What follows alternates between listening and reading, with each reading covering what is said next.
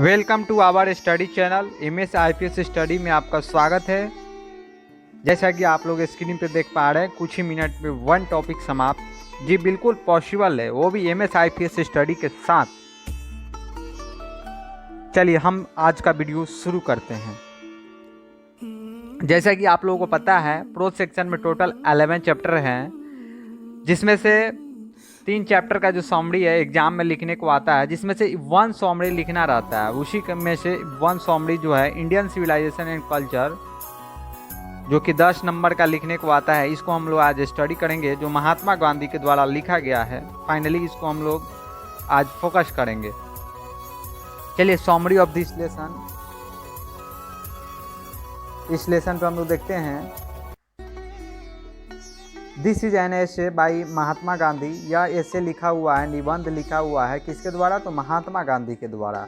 He was born on 2 अक्टूबर 1869, 1869 में इनका जन्म हुआ था। एट पोरबंदर इन गुजरात, पोरबंदर नामक स्थान पे गुजरात राज्य में।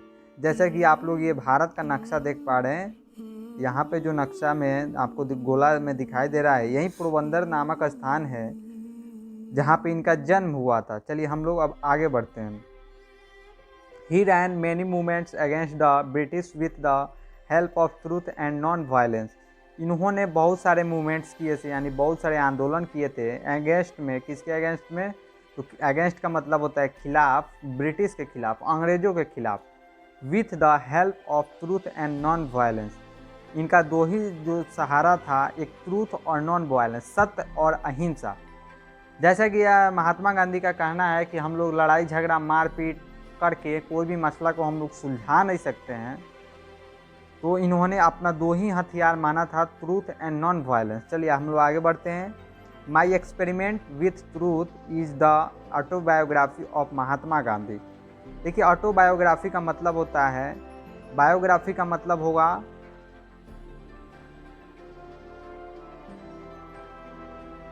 बायोग्राफी का मतलब है जीवनी, लेकिन यहाँ पे है ऑटोबायोग्राफी, जो कि महात्मा गांधी ने अपना जीवनी खुद लिखा, जिसका नाम था माई एक्सपेरिमेंट विथ ट्रूथ। चलिए हम लोग आगे बढ़ते हैं।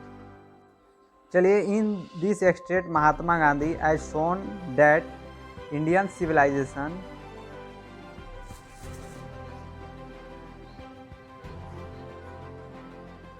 In this extract, Mahatma Gandhi has shown that Indian civilization is better than Western civilization। यह जो चैप्टर है, ये जो एक्सट्रेट है, जो उदाहरण है, जो एक्सट्रेट है, इस चैप्टर में महात्मा गांधी ने दिखाया है कि ये चीज़ शो किया है कि इंडिया की जो सिविलाइजेशन है, जो हमारी सभ्यता है, जो भारत की सभ्यता है, is better than western civilization, यानी कि पश्चिमी सभ्यता से कई ज़्यादा बेटर है, बहुत अच्छा है। पश्चिमी सभ्यता कहने का मतलब है यूरोप की सभ्यता से। जो 7 महादेश है, उन 7 महादेशों में से जो यूरोप है, उस यूरोप की सभ्यता से हमारा जो भारत की सभ्यता जो है कई ज़्यादा बेटर है। ही सेज, वे कहते हैं, गांधी जी कहते हैं, that our civilization can not be beaten in the world. Gandhi ji कहते हैं कि हमारी सिविलाइजेशन जो है, हमारी जो सभ्यता जो है, ये कहीं भी बीट नहीं हो सकती, कहीं भी हार नहीं सकता दुनिया में कहीं भी। Because we are flowing the path that our ancestors made for us. क्योंकि हम लोग जो है उस रास्ता को फॉलो करते हैं, उस रास्ता पे अनुगमन करते हैं जो रास्ता हमारे पूर्वजों ने बनाया है। अब जो हमारे पूर्वजों ने जो रास्ता बनाया है, बहुत सोच समझ कर हमारे लिए बनाया है, जो उस सभ्यता, उस रास्ते पे हम लोग अनुसरण करते हैं, फ्लो करते हैं, तो हमारा सभ्यता जो है ये दुनिया में कहीं भी किसी भी सभ्यता से पराजित नहीं हो सकती है।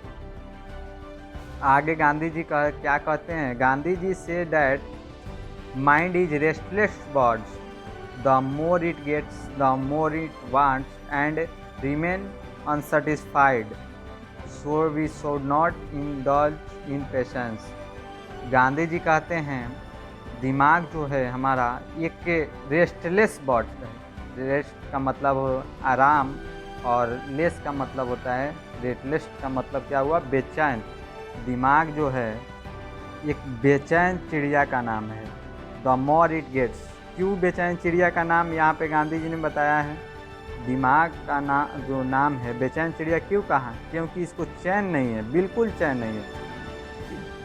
द मोर इट गेट्स, जितना पाता है उतना चीज़ और चाहिए इसको, जितना इसको चाहिए उससे भी ज़्यादा ये रिक्वायरमेंट करता है, जो कि ये अनसेटिस्फाइड और भी मिल जाता है तो ये कभी भी अनसेटिस्फाइड ही रहता है, कभी भी सेटिस्फाइड नहीं होता है, कभी भी संतुष्ट नहीं होता है।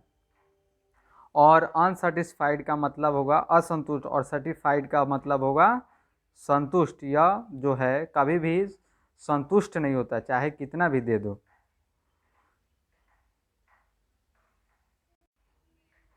सो we should not indulge in passion, इसलिए हमें अपनी भावनाओं में नहीं बहना चाहिए, अपनी भावनाओं में नहीं इंडल्ज होना चाहिए, नित्य नहीं होना चाहिए, क्योंकि हमारे जितना हमको मिलेगा उतना वो चाहेगा, ये सेटिस्फाइड कभी नहीं होगा। जो गांधी जी कहते हैं जो हम अपनी भावनाओं में जो है नहीं बहना चाहिए। फिर देखिए आगे जो है, चलिए अब हम लोग आगे देखें।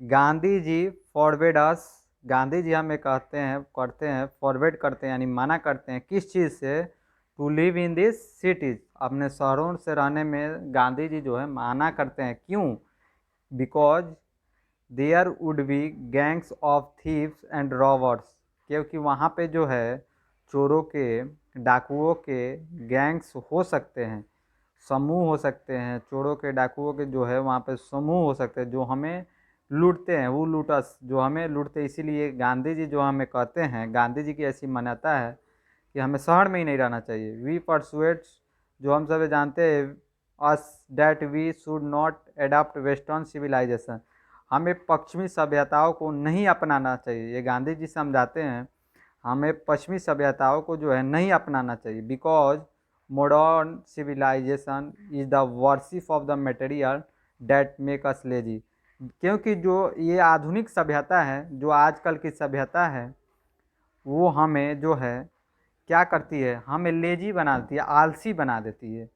क्योंकि ये मटेरियल्स में है, ये वर्शिप ऑफ मटेरियल्स है, ये केवल वस्तुओं की पूजा है। केवल वस्तुओं की पूजा का क्या मतलब है, आज कोई जो है खुद से काम करना नहीं चाहता है। आज खेतों में जो है, अगर सपोज कीजिए कि खेतों में अगर खेती करने के लिए खेत जोतना पड़े तो बहुत कम लोग हैं जो कि हल और बैल का इस्तेमाल करें, क्योंकि आजकल के लोग काफ़ी लेजी हो गए हैं, क्योंकि आजकल के लोग ट्रैक्टर्स का यूज कर रहे हैं। गांधी जी कह रहे हैं कि लोग ये लेजी हो गए हैं, आलसी हो गए हैं, लेकिन उस समय गांधी जी ने ये चीज़ लिखा था, तो गांधी जी ने समझाया था कि हमें मॉडर्न सिविलाइजेशन को नहीं अपनाना चाहिए, क्योंकि हम लोग जो हैं आलसी हो जाएंगे। लेकिन आज तो वो हो ही गया, लोगों ने छोड़ा नहीं।